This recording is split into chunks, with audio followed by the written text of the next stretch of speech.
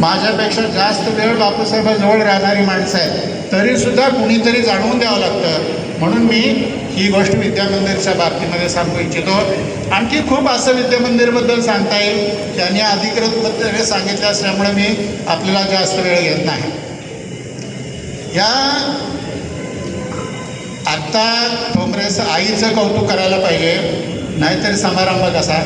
म्हणून ठोंबरे सर अलीकडे आमच्या संपर्कात आलेले, ते आमच्याकडे येतात. एक सूचना आली की झिरपे सर असं म्हणाले की गेट टुगेदर जसं सगळीकडे गेलेलं आहे, तसं आता पुस्तक लिहिण्याचं सुद्धा सर्व शिक्षण संस्थांमध्ये जाईल असं त्यांनी एक विचार. ही गोष्ट जरा विस्ताराने मी सांगतो की त्यांनी इथं गेट टुगेदर किंवा माजी विद्यार्थ्यांचे मेळावे भरवायला सुरुवात केली, तर नंतर माझ्या असं लक्षात आले की अरे सगळ्या बऱ्याचशा हायस्कूलमध्ये 75 नंतर शाळा भरली अशा टायटलखाली किंवा अशा बातम्या येत होत्या. आणि सगळीकडं माजी विद्यार्थ्यांचे मेळावे, आता अधिकृतरित्या शासनानं परिपत्र काढलेले आहे की माजी विद्यार्थ्यांचे मेळावे घ्यावे शाळेच्या विकासासाठी. म्हणजे कुठून कुठंवर जातं हे लक्षात घ्या. तसं आता पुस्तक हे लिहिलेलं आहे, ह्या पुस्तकाचं सुद्धा इतरत्र अनुकरण केलं जाईल. पहिल्यांदा कोण काय करतं त्याला महत्त्व असतं, पहिल्यांदा पाऊल कोण टाकतं त्याला क्रेडिट मिळतं. हे पुस्तक असं लिहिलेलं आहे की मी याच्यावर उल्लेख केलेला आहे बरं का. जसं आपण देशमुखांच्याबद्दल म्हणतो की एका तालुक्यामधून, एका मतदारसंघातून, एका विरोधी पक्षाकडून 11 वेळा निवडून येणारे हे ऋषितुल्य आमदार होते. तसं हितं आहे की एका शाळेतील 75 शिक्षकांचा एकाच लेखकाने एकाच ग्रंथात परिचय करून देणारा महाराष्ट्रातील कदाचित हा एकमेव प्रयत्न आहे असं. रयत शिक्षण संस्थेचे संचालक इथं आहेत. रयतमधल्या तुमच्या पुस्तकावर PhD केली जात आहे आणि त्यांचा विषय आहे की रयतमधून सेवानिवृत्त झालेल्या शिक्षकांनी लिहिलेली आत्मचरित्र, ह्याच्यावर PhD केली जात आहे. पण असं लिहिलं नाही, असं रयतच्या कुठल्याही शाळेने 75 शिक्षकांचं असं पुस्तक काढलेलं नाही, एवढी मोठी संस्था असून सुद्धा.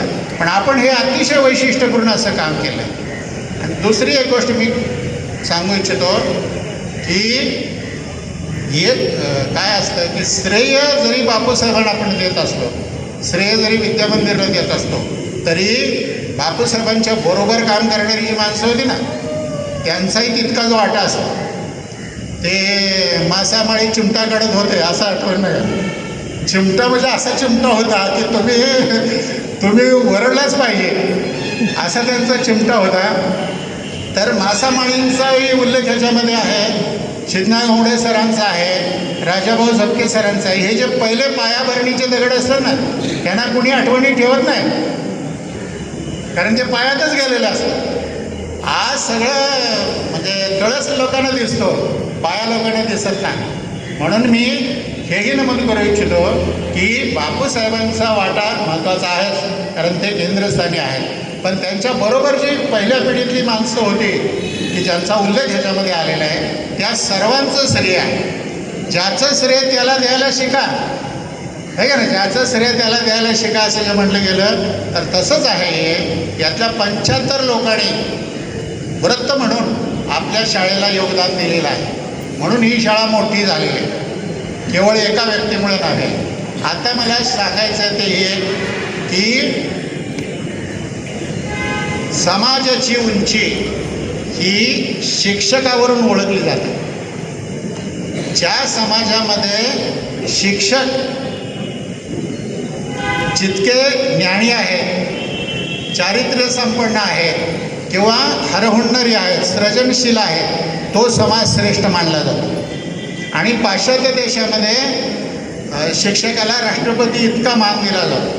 आपल्याकडं मात्र फार दुर्दैव.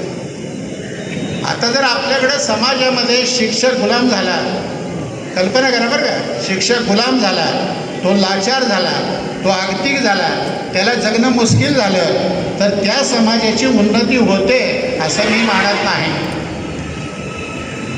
तेव्हा शिक्षकाचं फार मोठं महत्त्व आहे समाजामध्ये आणि आपण सर्वजण शिक्षक आहात. मला कधी कधी असा प्रश्न मिळतो की चांगला शिक्षक कोणाला म्हणायचं.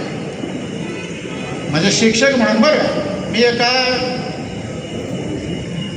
शिक्षक दिनाला असे लिहून काढले 10 मुद्दे की चांगला शिक्षक कोणाला म्हणावा. त्यातले 5-6 तुम्हाला सांगतो. पहिला मुद्दा आहे हे नव्या शिक्षकासाठी आहे बरं की जो शिक्षक आपल्या विषयात तज्ज्ञ असतो, आपला विषय त्याला चांगल्या पद्धतीने माहीत असतो, तो शिक्षक ज्ञानी शिक्षक असतो आणि ते त्याचं पहिलं कर्तव्य आहे. दुसरं कर्तव्य काय की आपल्याला कितीही माहिती असलं तरी लहान मुलाच्या पातळीवर जाऊन त्याच्या व्यक्तिमत्वामध्ये विषय रुजवता येतो, तो शिक्षक श्रेष्ठ.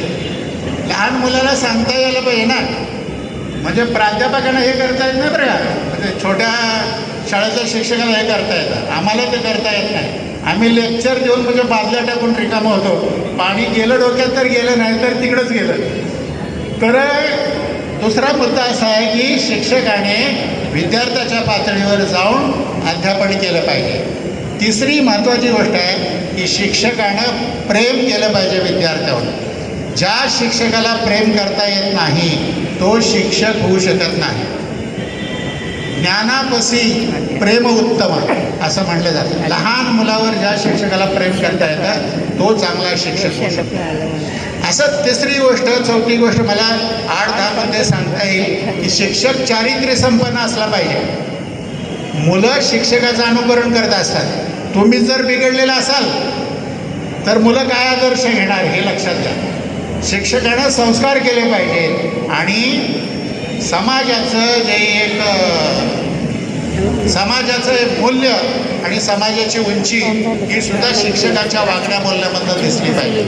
हे सर्व जो करतो आणि व्रतस्थपणे बापूसाहेबांचा शब्द आहे की शिक्षक म्हणजे नोकरी नाही तर शिक्षक म्हणजे एक व्रत आहे.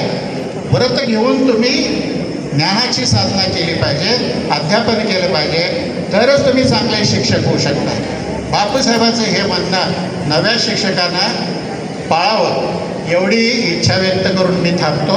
जय हिंद, जय महाराष्ट्र. धन्यवाद आदरणीय सर. आपण सांगोला पॉलिटिक्स हे यूट्यूब चॅनल जर पहिल्यांदा पाहत असाल तर नक्की सबस्क्राईब करा आणि तालुक्यातील प्रत्येक बातम्या, ताज्या घडामोडी काही क्षणात जाणून घ्या.